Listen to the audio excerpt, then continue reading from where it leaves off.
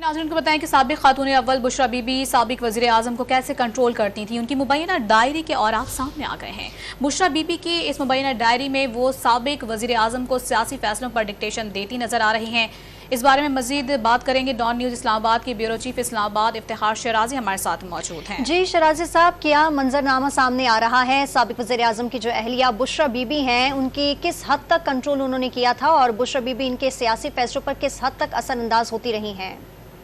जी, इस डायरी के जो मदरजात हैं वो तो हमें ये बताते हैं कि जो इमरान खान साहब चेयरमैन तहरीक इंसाफ जिस तरह की सियासत कर रहे थे और उस सारी सियासत के अंदर बड़ा एक बाकायदा तौर पे उनकी अहलिया का एक इनपुट है, गोया कि इस सियासत को आगे लेके कैसे चलना है, उन्होंने मुख्तलिफ मौक़ों पे किस तरह की स्ट्रेटजी इख्तियार करनी है, कैसे उन्होंने अपने मुजाहिरों को प्लान करना है, कैसे लोगों के साथ एंगेज करना है। तो बड़ी तफसीलन उन्होंने चीज़ों का इंदराज भी करती थी और उससे लगता ये है कि वो बाकायदा उनको डायरेक्शंस देती थी कि उन्होंने कैसे आगे बढ़ना है और किसी इदारे को या अफराद को या अदालतों को कैसे प्रेशराइज करना है। और फिर ये कि अगर कोई उन्होंने एहतजाजी कैंपेन इख्तियार चलानी है तो कैसे चलानी है, किस जगह को इंतखाब करना है, कैसे गैदरिंग्स होनी है, कैसे पॉलिटिकल मूव आगे बढ़ाना है। तो सारी एक बाकायदा तौर पर तफसीलात इसमें दर्ज हैं, जिससे लगता है कि वो अपने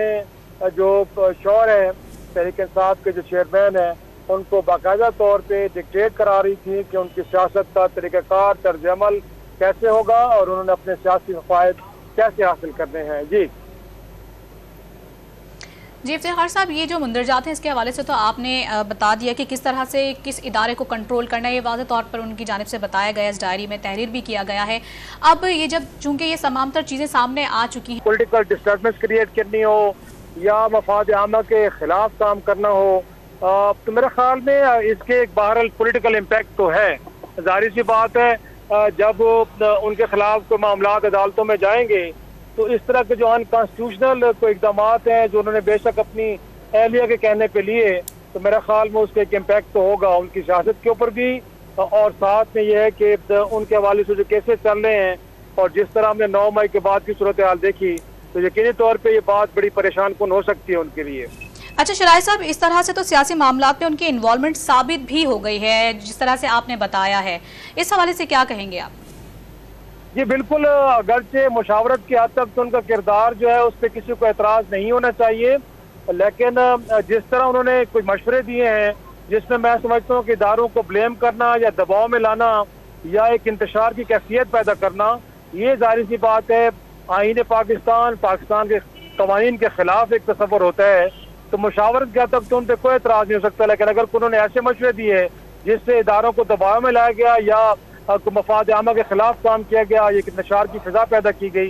इसको लेकर उनके खिलाफ कोई हम कह सकते हैं कि मुश्किल सूरत हाल पैदा हो सकती है।